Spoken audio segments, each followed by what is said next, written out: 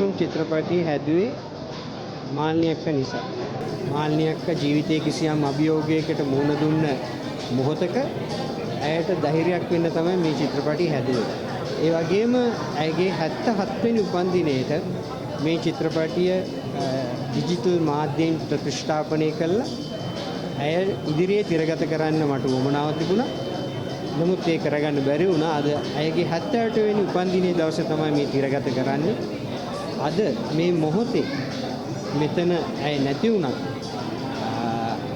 ඇයගේ රංගනය ඇය වෙනුවෙන් කතා කරා.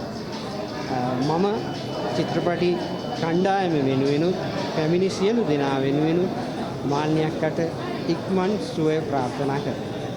මම හරි සන්තෝෂ දවසක්. මොකද අපි අවුරුදු 10කට පෙර ප්‍රදර්ශනය කළ චිත්‍රපටිය අලුත් තාක්ෂණයේ ඔස්සේ අලුත් කළා. අද විශාල ජනතාවට පෙන්වනවා. ඉතාමත් සන්තෝෂයි. ආකාශ කුසුම් චිත්‍රපටිය ශෝකී තාක්ෂණයෙන් ආයෙ බලන්න හම්බෙච්ච එක ලොකු සතුටක්. ඉස්සෙල්ලා මේ සතුට තියෙන්නේ අවුරුදු ගානකට කලින් බලපු ගොඩාක් කැමති චිත්‍රපටියක් සහ ප්‍රසන්න විතානගේ අධ්‍යක්ෂකවරයාගේ මම ගොඩාක් කැමති චිත්‍රපටියක්. මේ ඔක්කොම අතර කියන්න ඕන අද දවසේ විශේෂත්වය සහ මාලනි ෆොන්සේකා ගැන වචනයක් කියන්න ඕනේ. මම හිතන්නේ මේ චිත්‍රපටිය දෙක තැනක කියනවා මේ ලංකා රාණි කියන වචන කියනවා සින්දුවක. මම හිතන්නේ ලංකාවේ ඉන්න රාණි අපේ රැජින මාලනි ෆොන්සේකා අද ඇයගේ උපන්දිනය ඒ වෙනුවෙන් මේ චිත්‍රපටිය නැවත රිලීස් එකක් විදිහට අපිට ශ්‍රී ලංකා ප්‍රේක්ෂකින්ට දකින්න ලැබෙන එක අපිට දකින්න ලැබෙන එක ලොකු සතුටක්. චිත්‍රපටිය පොදුවේ මේ කලාකාරයින්ටත් විශේෂයෙන් රංගනයේ දෙන අයට විශාල අදහසක් කියන චිත්‍රපටියක්. තමුන්ගේ අහිමි වන තරු ගුණය නැතුව යනකොට සහ විශේෂයෙන් අපේ වගේ රටවල් වල ඒක කොහොමද තමුන් දරාගන්නේ සහ ඒක තමුන්ගේ සමාජ ජීවිතයත් එක්ක කොහොමද මේ තරුවක් සහ මනුස්සයව කොහොමද ගලපගන්නේ කියන කාරණේ ඊටාම ලස්සනට කතා කරන චිත්‍රපටියක්. ආකාශ කුසුම් බැලුවේ අවුරුදු ගානකට පස්සේ ඒක මුල් වෙලාවේ බලන හැඟීමම ඒ ප්‍රශ්න ටිකම පපුවට ආවා නැවත බලද්දී. ඒ වගේම තමයි කලින් බලද්දි දැනුනේ නැති සමහර දේවල් සමහර හැඟීම් සමහර දේවල් අලුතෙන් බලද්දි වෙනම දැනුණා වෙන හැඟීමක් දැනුණා. ඒතර මේකේ මාල්නි ෆොන්සේකා මහත්මියගේ රංගපෑමයි අය නියෝජනය කරන චරිතයයි ඉතිහාසය ඇතුලේ සිනමාවේ මාල්නි ෆොන්සේකා ගේ භූමිකාවයි මේ දෙක එකට සම්බන්ධ වුණාට පස්සේ කලාව වෙනුවෙන් වෙන ඕනම ක්ෂේත්‍රයක් ගැන වගේම කලාව වෙනුවෙන් සිනමාව වෙනුවෙන් තමන්ගේ ජීවිතේ වෙන් කරපු ඒ විෂයේ ප්‍රොෆෙෂනල් වෙච්ච ඒකට අදාළ නිපුණතාවයක් අත්පත් කරගත්ත අයට අපේ සමාජය ඇතුලේ අත්දලා තියෙන මොන වගේ ඉරණමක්ද ඒගොල්ලන්ගේ ජීවිත මොන විදිහටද මේක ඇතුලේ විනාශ වෙන්නේ සහ ඒ මිනිස්සුන්ව ඒ නළුවන්ව ඒ නිලියන්ව ඒගොල්ලන්ව නිකන් පාවිච්චි කරන භාණ්ඩ වගේ අපි අර කියන්නේ මේක මේ කොමොඩිෆිකේෂන් වෙලා මේක වෙළඳ භාණ්ඩයක් බවට පත් වෙලා මිනිස්සුන් තමන්ගේ ආත්මයන් අහිමි වෙලා විකිනෙන විදිහ ගැන චිත්‍රපටියක්. ඒ ආකාශ කුසුම් චිත්‍රපටය අවුරුදු ගානකට පස්සේ නැවතත් නැරඹුවා. ඉතින් අවුරුදු ගානකට කලින් බැලුවට වඩා ගොඩක් චිත්‍රපටය අද වෙනකොට මට පෞද්ගලිකව දැනෙනවා සහ අපේ අග්‍රගණ්‍ය නිලිය මාල්නි ෆොන්සේකා මහත්මියගේ ඒ අද්විතීය රංගනය අති විශිෂ්ට රංගනය මම හිතනවා ලාංකීය සිනමාව ඇතුලේ නිලියකට කරන්න හම්බ වෙච්ච සුවිශේෂීම චරිතයක්.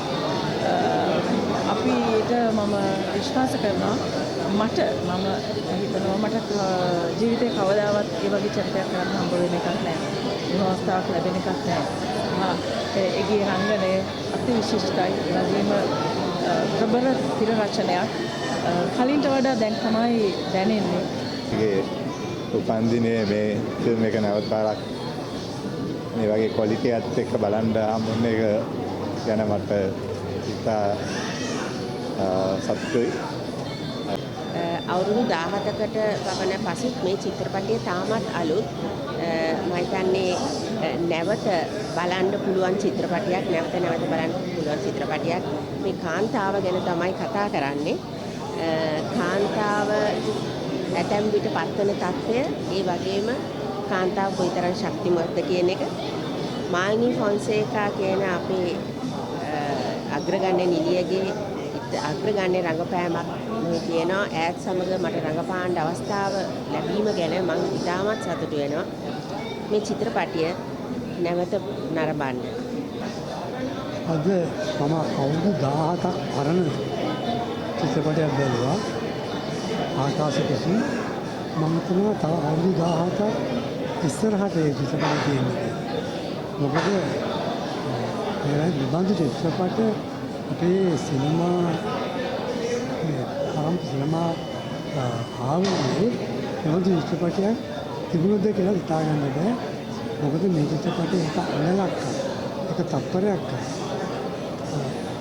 අහකට ගන්න බැරි කිතියේ තදවිච්ච කතන්දරයක් කියන රූප මාධ්‍ය කියන්නේ කුමක්ද කියලා අපිට කියලා දෙන්න. ඒ වගේම සංගීතය කොහොමද භාවිත කරන්න ඕනේ, ඡායාරූප ශිල්පය කොහොමද භාවිත කරන්න ඕනේ කියන එක පාඩමක් වගේ. ඒ නිසා මේ චිත්‍රපටය අද මාළිනීගේ උපන්දිනයේ දවසේ නරඹන්න ලැබිච්ච එක මම දන්නේ අපේ භාවනාවක්. Hi, it was after 17 years, I was still touched by the emotional heft of this film, and I have to thank Prasanna and everyone involved for making it what it is. It's a beautiful chamber piece of film. Thank you very much. Thank you. අපේ හෙළ සිනමාවේ නිලි රැජින මාල්නී පොන්සේකා මහත්මියගේ 78 වන උපන්දිනය වෙනුවෙන් අද ආකාශ කුසුම් චිත්‍රපටය නැවත තිරගත වුණා. ඉතින් මම හිතන්නේ මම මේ චිත්‍රපටය බලපු තුන්වෙනි අවස්ථාව. ඉතාම රසවත් චිත්‍රපටයක්. ඉතින් ඇත්තටම මාල්නී අක්කා කියන්නේ අපේ හෙළ නිලි රැජින. ඉතින් විශේෂයෙන්ම කියන්න ඕනි තවත් චිරත් කාලයක් අපේ දේශීය සිනමාව වෙනුවෙන් එතුමියට රංගනයේ යෙදෙන්න හැකියාව ලැබෙන්න කියලා මම හදවතින්ම සුබ පතනවා. ඉතාම සුන්දර නිර්මාණ රාශියක් කලාලෝට දායාද කරලා තියෙනවා. ඉතින් අපි ඒවත් ජීවිත කාලේ පුරාම රස විඳිනවා. කවදාකවත් ඒවා අපිට අමතක කරන්න බෑ. ඒ ලබාගත් පන්නරය ඒගොල්ලෝ ගිය තැන අපිට කවදාකවත් ජීවිතේ යන්නත් බැරි වෙයි. ඉතින් මම ඊටාම ආදරෙන් සෙනෙහසෙන් ඔබතුමියට චිරන් ජයතු කියලා සුබ පතනවා. ස්තුතියි. So this is the re-release of Akasa Kusum, the first Indo-Lankan co-production of Prasanna Vitanage. Prasanna Vitanage is one of the most illustrious filmmaker of Sri Lanka, not only of Sri Lanka but in entire South Asia, and also is in the modern world cinema. So he is a very renowned name. I was so happy to watch the re-release of the Akasa Kusum. This film is basically with a lot of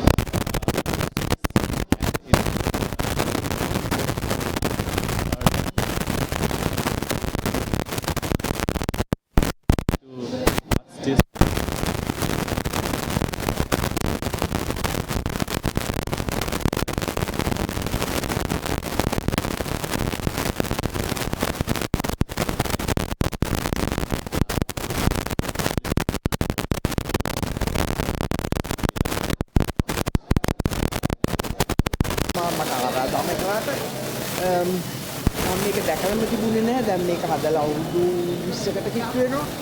17ක්. ඉතින් මම දැනගෙන ඉන්නේ මොකද්ද මට බලාපොරොත්තු වෙන්නේ කියලා. හැබැයි මම සමහර අය කියන ඉඩ තියෙනවා මේක දිග්ගැසුණා වැඩි කියලා සමහර තැන්වල. නමුත් මගේ මතේ හැම මොහොතෙම මගේ ටෙන්ෂන් එක තිබුණේ ෆිල්ම් එකේ. ස්ලෝ මෝෂන් ඒවා වුණත් අනිත් ඒවා වුණත් මම කියන්නේ ඒක ඇත්ත ජීවිතේ ස්පීඩ් එකක් ඒක. ඉතින් ඒක ඒ විදිහට ගියා මුලින් ඉඳලා අගට හොඳට කතන්දරේ ගියා අන්තිමට මාල්නී ෆොන්සේකට ග්‍රෑන්ඩ් ඩොටර් කෙනෙක් හිටියා සන්තෝෂ වුණා. ඉතින් බොහොම හොඳ ෆිල්ම් එකක්. මාලිනී ඉතා හොඳට රඟපෑවා.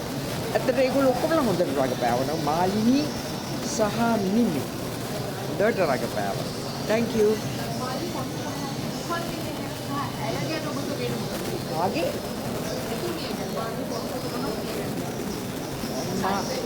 මාල්නී ෆොන්සේකා ගැන මම දුක දන්නේ නැහැ. මොකද මම සාමාන්‍යයෙන් සිංහල ෆිල්ම් බලන්න යන්නේ නැහැ. පුරුදු වෙලා තියෙන්නේ ඉංග්‍රීසි චිත්‍රපටි වලට. ඒ නිසා මට එයා ගැන විශේෂයෙන් කියන්න දෙයක් නැහැ. එයා හොඳ නිලියක් බවම දන්නවා. Thank you. ඉතින් ආකාශ කුසුම් චිත්‍රපටය ගැන මගේ සිනමා ජීවිතයේ හැරවුම් ලක්ෂයක්. ඇත්තටම මම ගොඩක් දේවල් ඉගෙන ගත්ත චිත්‍රපටයක් තමයි ආකාශ කුසුම් චිත්‍රපටය. අවුරුදු 17ක් වෙනවා දැන් චිත්‍රපටය කරලා. ඉතින් මමත් හිමින් ආපු මේ ගමන දිහා හැරිලා බලනකොට මට හරි සතුටුයි. ඒ වගේම මතක් කරන්න ඕනේ ලොකු නැන්දගේ අතිශය අමතක නොවන භාවාත්මකයේ රංගපෑම සන්ධ්‍යා රාණි විදිහට. ඉතින් ඒක ලෝකයක් කතා කරපු රංගපෑම. ඉතින් අද ඇගේ උපන්දිනය. ඉතින් අද වගේ දවසක මේ චිත්‍රපටය ආයිත් AI තාක්ෂණය ඔස්සේ ක්වොලිටි ෆිල්ම් එක ක්වොලිටි විදිහට හදලා ඒක බලන්න ලැබෙන එක ගැන අත්‍යවශ්‍ය සතුටුයි. ඒ වගේම මාත් එක්ක මේක වැඩ කරගෙන ඉන්න හැරස්සන්න අපේ සියලුම කලාශිල්පීන් සමිතානගේ මාමා වගේම චිත්‍රපටයේ අධ්‍යක්ෂකවරයා විදිහට මට ලබා දුන්න ගුරුතුරුකම්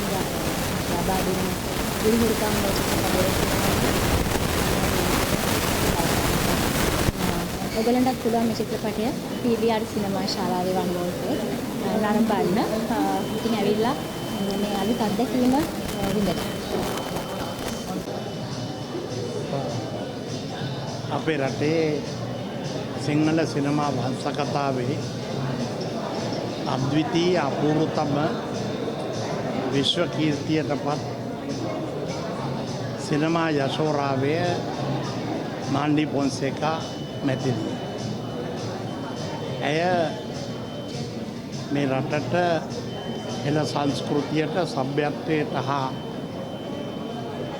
ලාංකීයකම ලෝට කියාපෑම සඳහා සෝකීය ජම්මෙන් ගෙනා දක්ෂතා කුසලතා සහ නිර්මාණාත්මක හැකියාවන් නිර්ලෝභී ලෙස කැපවීමෙන් ජාතියට දායාද කරන ලද රංගන ශිල්පිනිය. වේදිකාව, ටෙලිනාට්‍ය, සිනමාව දික්විජය කළ ඇය මේ ක්ෂේත්‍රයේ සදාතනික මතක සටහන් තැබීමේ ඇය රටටත් සිංහල සිනමාවටත් විශාල අභිමානයක් ගෙන වැදගත් රංගන ශිල්පිනියක් ලෙස ජනතාවගේ ගෞරවාදරයට පාත්‍ර වෙලා තිබෙනවා. ඇගේ ජීවන ගමන දෙස ආපසු හැරී බැලීමේදී විවිධ භූමිකාවන් ඉෂ්ට කරට එයට ගෞරවයක් ලෙස ලංකාවේ උත්තරීතර ආයතනය වන පාර්ලිමේන්තුව නියෝජනය කරමින් පාර්ලිමේන්තු මන්ත්‍රීවරියෙක් ලෙසත් ගෞරවයට පාත්‍ර වුණා. දෙස් විදෙස් ජාත්‍යන්තර හා දේශීය සම්මාන උළෙල රාශිය සම්මාන විශාල ප්‍රමාණයක් දිනාගත්තා. ඒ වගේම තමන්ගේ අහිංසක නිර්ව්‍යාජ කැපවීම තුළ අනාගත පරම්පරාවේ නිලි භූමිකාවට ආදර්ශයක් සැපි වූ අපේ යුගයේ ගැහැණිය මාලනී පොන්සේක.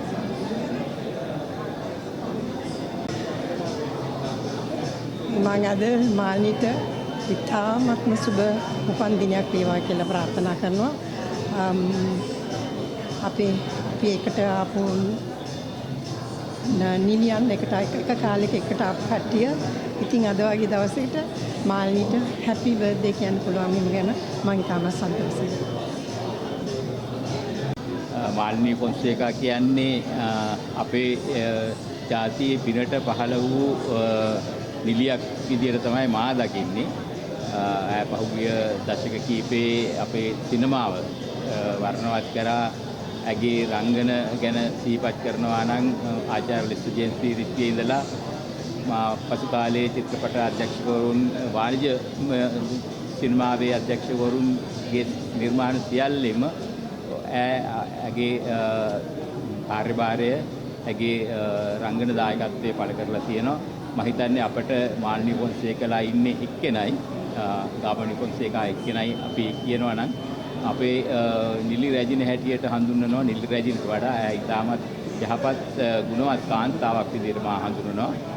මාල්නි ෆොන්සේකාට අපි මේ මොහොතේ අද වගේ දවසක ඇගේ උපන්දිනය දවසේ ඇයට චිරජීවනය ප්‍රාර්ථනා කරනවා. ලොකු නන්දට උපන්දිනයට ගොඩක් සුබ පතනවා කියලා.